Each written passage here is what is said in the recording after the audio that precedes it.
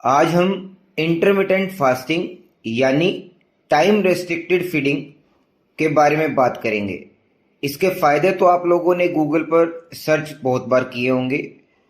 तो वेलकम है हमारे channel medical education with doctor Pradeep. और आज बात करेंगे how to do intermittent fasting यानी टाइम रेस्ट्रिक्टेड फीडिंग कैसे करें या इंटरमिटेंट फास्टिंग को कैसे करें। इंटरमिटेंट फास्टिंग की बात करने से पहले इसके पीछे के साइंस के बारे में बात कर लेते हैं। हमारी बॉडी में जब भी फैट का एक्यूमुलेशन यानी इकट्ठा होना और फैट का बर्न यानी फैट कम होना, ये सब कुछ हॉर्मोन्स पे डिपेंड करता है। इसमें दो हॉर्मोन्स जो हैं वो बहुत अच्छा रोल यूज करते हैं। एक है HGH ह्यूमन ग्रोथ हार्मोन और दूसरा है इंसुलिन। ह्यूमन ग्रोथ हार्मोन क्या होगा, जब वो बढ़ेगा तो हमारी बॉडी के अंदर फैट परसेंटेज कम होगी। और ह्यूमन ग्रोथ हार्मोन जो है वो हमारे एक रिपेयर सिस्टम जैसे काम करता है, आम भाषा में इसको ऐसे समझिए। और इंसुलिन, इंसुलिन से ज़्यादा इंपॉर्टेंट है एक वर्ड, इंसुलिन सेंसिटिव। हर बॉडी स्ट्रक्चर जो है हमारा वो इंसुलिन सेंसिटिव अलग अलग लेवल पे है। मतलब मानिए कि राम का इंसुलिन सेंसिटिव मैटर अलग है, श्याम का अलग है और गोपाल का अलग है। अगर किसी बॉडी, इसको ऐसे समझते हैं, अगर मैं किसी को कुछ खाने को देता हूँ, वो ये कहते हैं कि सर हम तो कुछ भी थोड़ा सा भी खा लें तो हमारा शरीर पूरे पूरे बॉडी में फैट बन जाता है, और कुछ कहते हैं कि सर हम तो कुछ भी खा लें लेकिन फैट नहीं लगता। तो ये सारा रोल है इंसुलिन सेंसिटिविटी का। इस इंसुलिन सेंसिटिविटी की वजह से जब आप जितने अच्छे इंसुलिन सेंसिटिव हैं उतने ही आपकी बॉडी में फैट परसेंटेज कम होगा। तो अब बात करते हैं कि इसको कैसे बूस्ट किया जा सकता है, HGH को यानी ह्यूमन ग्रोथ हार्मोन को, और सेंसिटिव इंसुलिन सेंसिटिविटी को कैसे इंक्रीज किया जा सकता है। तो इसका इंक्रीज करने का खूब सारे मेथड्स यूज किए, साइंटिस्ट ने देखे, लेकिन इस टाइम डाइटरी जो हमारा साइंटिस्ट हैं, जितने भी जो डाइट पे वो काम कर रहे हैं, उन्होंने देखा कि इंटरमिटेंट फास्टिंग ये आज की नहीं चल रही है, हमारे ऋषि मुनि बहुत सालों से करते आ रहे हैं।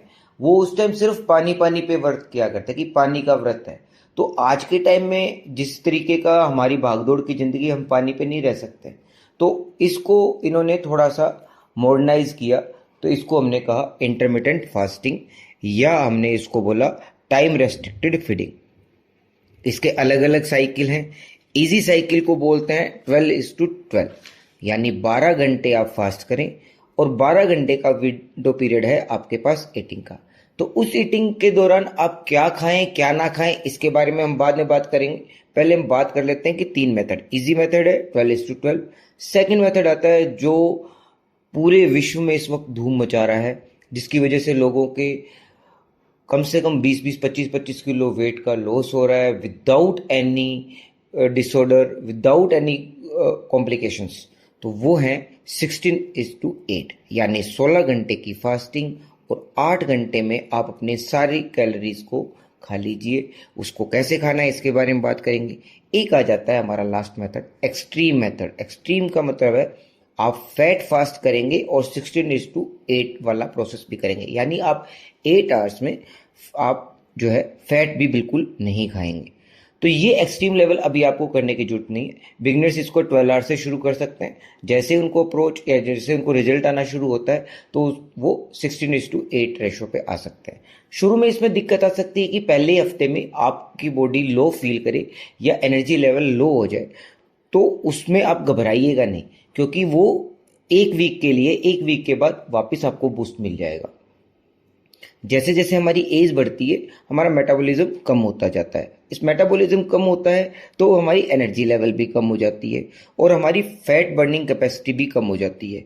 साथ साथ में न्यूट्रिशन रीपार्ट, जो हमारा, जहाँ हमारा, जैसे हमने एक चपाती खाई, उसके साथ सब्जी खाई, उसके साथ दही भी खाया, तो जो रीपार्टनिशिंग है ना हमारा, जो हमने पार्ट करके अलग अलग पार्ट में डालना है हमने हमारे न्यूट्रिशंस को, वो हमारा उस तरीके से डिपॉजिट नहीं हो पाता है। अगर हमारा मेटाबॉलिज्म अच्छा होगा तो energy level, fat burning capacity, ये सब अच्छा होगा और जो भी हमारा न्यूट्रिशन है वो मसल में डिपॉजिट होगा। वरना अगर हमारा ये मेटाबॉलिज्म वीक है तो ये सारा फैट की तरह एक्यूमुलेट हो जाएगा हमारी बॉडी के अंदर। अब हम बात करते हैं कि इसको कैसे करें। तो ये बड़ा फ्लेक्सिबल और सिंपल है। इसमें जानने से इसको जानने से पहले ही जानते हैं क्या ना करें। तो क्या नहीं करना है हमको कि लैक्टेटिंग और जो मदर प्रेग्नेंट है उनको ये इंटरमिटेंट फास्टिंग नहीं करनी है। जो माल नरिश्ड हैं उनको ये नहीं करनी है। और ईटिंग डिसऑर्डर जिस किसी को भी है, बुलिमिया नर्वोसा, एनोरेक्सिया नर्वोसा या कोई भी किसी तरीके का ईटिंग डिसऑर्डर है, वो इंटरमिटेंट फास्टिंग ना करे। कोई स्पेशल फूड इसके अंदर ऐड नहीं करना है, हाईली प्रोसेस्ड फूड इसमें नहीं खाना है। और जो 8 घंटे है उसमें इंटरमिटेंट फास्टिंग जब आप खा रहे हैं, जब आपका विंडो पीरियड है खाने का, उसमें आपको ओवर ईटिंग नहीं करनी है। अब आप क्या खा सकते हैं? जो 12 सबसे आसान रहता है, जो इजी वाला है 12:12 वाला, उसमें क्या है कि आपने अपना ब्रेकफास्ट 7 बजे किया और तो आपने अपना डिनर 7 बजे ख़त्म कर देना है। तो ताकि आपके पास अगले दिन पूरे 12 घंटे का टाइम रहे कि आपने 7 बजे अपना डिनर ख़त्म कर दिया, तो पूरे 12 घंटे है आपके पास अपना ब्रेकफास्ट करने के लिए। ये आप 1 महीने करके देखिए, आपको बड़ा फ़र्क लगेगा। जैसे अगर ये इसके बाद करते हैं तो आप अपना ब्रेकफास्ट स्किप कीजिए, आप ये खाना लेके जाइए दोपहर में 2 बजे। आपने खाना पहली डाइट खानी है दोपहर में 2 बजे। जो पहली डाइट खानी है उसमें आपने खाना है, डाइट की शुरुआत करनी है फ्रूट से। फ्रूट खाने हैं, फिर उसके बाद आपने बॉइल्ड ग्रीन वेजिटेबल्स खानी है, उसके बाद वाइट एग खा सकते हैं, वाइट मीट खा सकते हैं, आप पनीर जो वेजिटेरियन है वो पनीर खा सकते हैं, और बॉइल्ड स्प्राउट्स खा सकते हैं, स्वीट पोटैटो खा सकते हैं, वेजिटेबल और दही खा सकते हैं पहली डाइट के अंदर, जो लंच के तौर पे आपने प्रॉपर लंच खाना है। उसके बाद में आपने एक छोटी डाइट खानी है, जिस डाइट के अंदर आप क्या करें, प्रोटीन, और आप फोकस रहेगा कि यहाँ कार्ब्स नहीं खाएं, या प्रोटीन और फैट लिया आपने। ऐसे ही आप नाइट में जो सेकंड आपका डिनर कर रहे हैं, जो आप 10 बजे से पहले पहले आप डिनर कर रहे हैं, उसमें भी आप ध्यान रखिए, आप मल्टीग्रेन रोटी का यूज़ कीजिए। आप वहाँ पे बॉइल्ड राइस को अवॉइड कीजिए वहाँ पे। तो वहाँ पे आप जो भी वेजिटेबल्स घर पे बनी हुई है वो खाइए। प्रोटीन के तौर पे आप पनीर खा सकते हैं, टोफू खा सकते हैं। स्टार्च को अवॉइड करना है, जैसे अरबी की सब्जी, आलू की सब्जी, इसको रात को आपको अवॉइड करना है। ये सब चीज़ें आपकी बॉडी के अंदर जो है फैट परसेंटेज को कम कर देगी, क्योंकि ये इंसुलिन सेंसिटिविटी को इंक्रीज करेगी, जो आपका ये इस तरीके का आपने इंटरमिटेंट फास्टिंग की है। अब इसमें हम एक चीज़ और समझ लेते हैं कि जब आप फास्टिंग पीरियड में हैं तो आप क्या खा सकते हैं। ये भी तो होता है ना कि कई बार भूख लग जाती है, हम कोई आपका ऐसा फास्ट नहीं है जिसको आप रिलीजियस बना लें। आपको ऐसा शुरू में आपको ना ऐसा लगेगा कि लास्ट के 2-4 घंटे हो गए आप कुछ खा लें कि इस 2-4 घंटे से कुछ नहीं होगा। वही 2-4 घंटे आपकी हेल्थ पे अफेक्ट डालेंगे। अगर उन 2-4 घंटे में आपने अपने आप पे कंट्रोल किया तो ही आपकी बॉडी के अंदर जो फैट एक्स्ट्रा एक्यूमुलेट हो रखा है वो खत्म होगा। आपकी बॉडी लीन लगने लग जाएगी, आप ज़्यादा जवान लगने लग जाएंगे।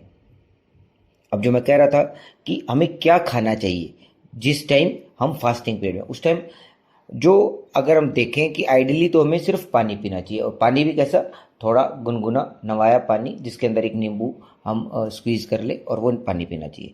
लेकिन ऐसा ना करके हम ग्रीन टी पी सकते हैं, ब्लैक कॉफ़ी पी सकते हैं, और इसके बाद भी अगर आपसे नहीं रुका जा रहा तो 1 चम्मच olive oil, extra virgin olive oil, या 1 चम्मच आप देसी घी खा सकते हैं, क्योंकि एक लेयर क्रिएट कर देगा। एक 100 किलो कैलोरी का एक बंच आपको मिल जाएगा, जिसकी वजह से आपको भूख नहीं लगेगी, लेकिन आपकी फास्टिंग भी खराब नहीं होगी। अब क्या फास्टिंग लंबे टाइम तक रखनी चाहिए, 1 महीने करके देखनी चाहिए, 2 महीने करके देखनी चाहिए? आप जब इसको करेंगे ना, आप ये एक्सपीरियंस करेंगे, ये तो इतना अच्छी मेथड है कि आप इसको लाइफ लॉन्ग रखना चाहेंगे। तो आप इंटरमिटेंट फास्टिंग को मेरे बताए हुए तरीके से कीजिए, आपको बहुत अच्छे रिजल्ट मिलेंगे। Thank you very much.